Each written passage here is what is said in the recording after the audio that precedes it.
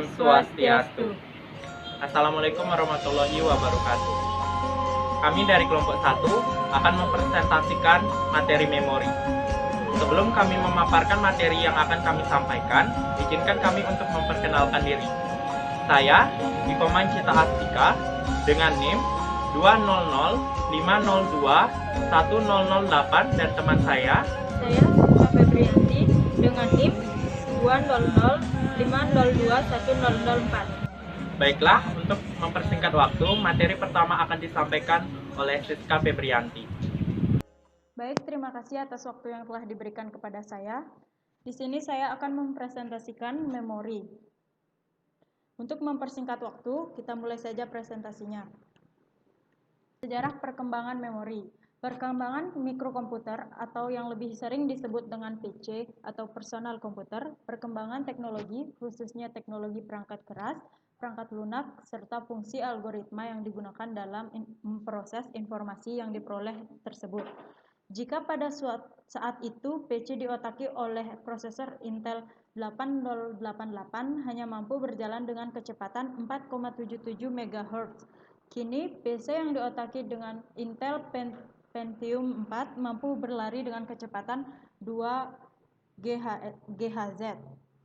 Bahkan baru-baru ini Intel Corp melalui ajang Intel Developer Forumnya telah menunjukkan demo prosesor Intel berkecepatan 3,5 GHz. Namun perkembangan kemampuan PC tidak selalu ditentukan oleh perkembangan prosesor semata. Masih faktor lainnya seperti teknologi chipset, memori, kartu VGA, perangkat media simpan, dan sebagainya. Perkembangan kemampuan prosesor yang sangat pesat tentunya harus diimbangi dengan peningkatan kemampuan memori. Selanjutnya yaitu istilah-istilah pada RAM. Yang pertama, speed. Speed atau kecepatan makin menjadi faktor penting dalam pemilihan sebuah modul memori. Bertumbuh cepatnya CPU ditambah dengan pengembangan digunakan dual core membuat RAM harus memiliki kemampuan yang lebih cepat untuk dapat melayani CPU. Yang kedua yaitu megahertz. Penggunaan istilah ini dimulai pada zaman kejayaan SDRAM. Kecepatan memori mulai dinyatakan dalam megahertz atau MHz dan masih tetap digunakan bahkan sampai pada DDR2. Perhitungan berdasarkan selang waktu atau periode yang dibutuhkan antara setiap clock cycle, biasanya dalam orde waktu nanosecond.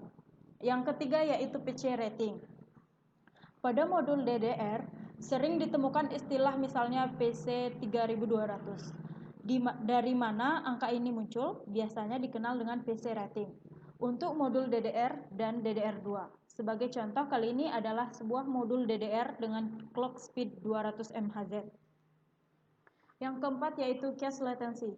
Akronim cache berasal dari singkatan column address strobe atau column address select. Arti keduanya sama, yaitu lokasi spesifik dari sebuah data array pada modul DRAM. Cache latency atau juga sering disingkat dengan CL adalah jumlah waktu yang dibutuhkan dalam satuan kode, dalam satuan clock cycle. Selanjutnya yaitu timeline memory. Charles Babbage mulai membangun pemikiran analytical engine atau pendahulu ke komputer. Ini hanya menggunakan memori baca dalam bentuk punch card. 1932. Gustav Tauschig Drum menciptakan memori di Austria 1936. Konrad Zuse berlaku untuk paten untuk memori mekanik untuk digunakan dalam komputer. Memori komputer ini didasarkan pada sliding bagian logam 1939. Helmut Schreier menciptakan sebuah memori prototype menggunakan lampu neon 1942. The Atanasov Berry Computer memiliki 60 bit kata-kata 50 memori dalam bentuk kapasitor dipasang pada dua drum bergulir untuk memori sekunder menggunakan kartu punch 1947 dan masih banyak lagi yang belum saya sampaikan karena terbatas waktu. Selanjutnya yaitu sejarah RAM beserta penemunya. Yang pertama yaitu RAM.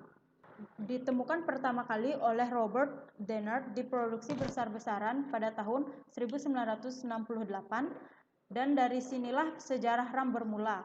RAM membutuhkan tegangan listrik sebesar 5,0 volt untuk dapat berjalan pada frekuensi 4,77 MHz.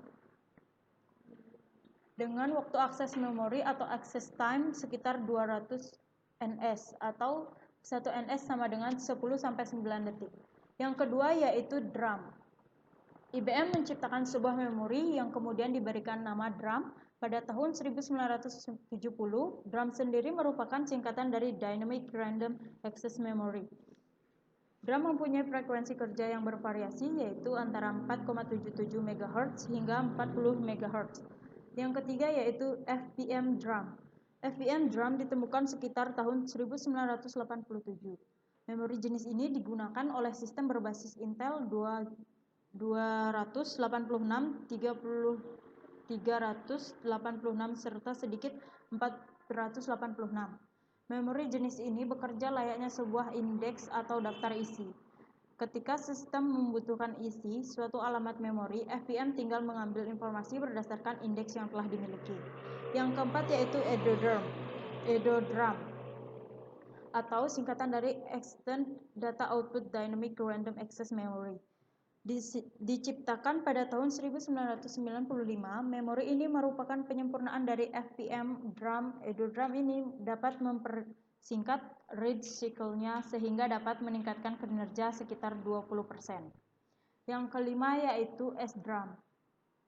Yang menemukan memori jenis SDRAM ini adalah sebuah pabrik yang bernama Kingston pada peralihan tahun 1996 sampai 1997. Memori SDRAM ini dapat bekerja pada kecepatan frekuensi bus yang sama atau sinkron dengan frekuensi yang bekerja pada prosesor. Yang keenam yaitu DRAM. DRAM ditemukan pada tahun 1999 oleh Rambus. DRAM ini sendiri diciptakan dengan arsitektur baru dan revolusioner, berbeda sama sekali dengan arsitektur memori SDRAM oleh Rambus. Memori ini dinamakan Direct Rambus Dynamic Random Access Memory. Yang ketujuh yaitu DDR-SDRAM. Pada tahun 2000, Crucial berhasil mengembangkan kemampuan memori SDRAM menjadi 2 kali lipat. Teknik yang digunakan adalah dengan menggunakan secara penuh satu gelombang frekuensi. Yang kedelapan yaitu DDR3 SDRAM. RAM DDR3 ini memiliki kebutuhan daya yang berkurang sekitar 16% dibandingkan dengan DDR2. Hal tersebut disebabkan karena DDR3 sudah menggunakan teknologi 90 nm sehingga konsumsi daya yang diperlukan hanya 1,5 volt. Yang kesembilan yaitu SODIMM, Small Outline Dual Inline Memory Module, merupakan jenis memori yang digunakan pada perangkat notebook. Bentuk fisiknya kira-kira setengah dari besar DDR biasanya sehingga dapat lebih menghemat ruang dan yang tentunya sangat berharga pada perangkat mobile seperti notebook. Baiklah, di sini saya akan melanjutkan presentasi dari Siska Febrianti mengenai definisi teknologi memori. Pengertian memori. Memori komputer merupakan bagian terpenting dari komponen komputer yang berfungsi sebagai tempat penyimpanan informasi yang harus diatur dan dijaga sebaik-baiknya. Pengertian menurut istilah memori biasanya merujuk pada media atau tempat untuk menyimpan data. Jenis-jenis memori atau media penyimpanan. Memori merupakan media penyimpanan data pada komputer, yang mana memori ini dibagi menjadi 2 jenis, yaitu memori internal. Memori jenis ini dapat diakses secara langsung oleh prosesor. Memori ini internal memiliki fungsi sebagai pengingat. Dalam hal ini yang disimpan di dalam memori utama dapat berupa data atau program. Memori biasa dibedakan menjadi 2 macam, ROM dan RAM. Selain itu, terdapat pada memori yang disebut dengan chassis memory. Yang pertama saya akan menjelaskan mengenai ROM. ROM adalah kependekan dari Read Only Memory, yaitu perangkat keras pada komputer berupa chip memori semi-sekunder, yang isinya hanya dapat dibaca. Jenis memori ini, datanya hanya bisa dibaca dan tidak bisa ditulis secara berulang-ulang. Yang kedua, saya akan menjelaskan mengenai RAM. Random Access Memory adalah jenis memori yang isinya dapat diganti-ganti selama komputer dihidupkan dan sebagai suatu penyimpan data yang dapat dibaca atau ditulis dan dilakukan secara berulang-ulang dengan data yang berbeda-beda. Yang ketiga, saya akan menjelaskan tentang chassis memory. Memori berkapasitas terbatas. Memori ini berkecepatan tinggi dan lebih mahal dibandingkan memori utama. Berada di antara memori utama pada register pemroses. Berfungsi agar pemroses tidak langsung mengacu pada memori utama tetapi di sesi memori yang kecepatan aksesnya yang lebih tinggi. Saya akan melanjutkan mengenai memori eksternal. Merupakan memori tambahan yang berfungsi untuk menyimpan data atau program. Konsep dasar memori eksternal adalah menyimpan data bersifat tetap, non-volatile, baik pada saat komputer aktif maupun tidak aktif. Berbagai jenis memori eksternal. Yang pertama berdasarkan jenis akses data, yaitu DARS dan SAS. Yang kedua, berdasarkan karakteristik bahan. Fancet card atau kartu berlubang. Yang kedua, magnetic disc. Yang ketiga, optical disc. Yang keempat, magnetic tape. Selanjutnya, saya akan menjelaskan tentang kapasitas memori. Satuan data pada komputer harus kita ketahui untuk mengukur seberapa besar kapasitas data yang kita butuhkan. Berikut ini adalah satuan kapasitas dari komputer. Yang pertama, bit. Bit adalah singkatan dari binary digit atau angka biner. Yang kedua yaitu byte. Byte terbentuk dari 8 bit. Yang ketiga, kilobyte. 1 kilobyte data sangat berguna, sama seperti kita mengetik sebuah huruf dalam notepad. Yang keempat yaitu megabyte. Lalu di atas kilobyte kita akan menemukan satuan megabyte, yaitu MB. Secara umum orang-orang menyebutnya dengan sebutan 1 mega. Yang kelima, gigabyte. Saat ini satuan yang paling sering dipakai tidak lagi megabyte, tetapi semuanya menggunakan satuan gigabyte. Yang keenam, terabyte. 1 terabyte sama dengan 1024 gigabyte. Yang ketujuh, petabyte.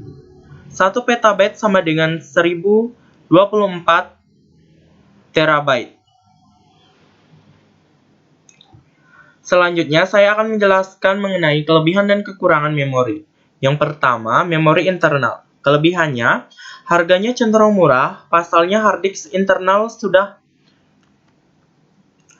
menyatu dengan komputer atau laptop saat pertama kali pembelian.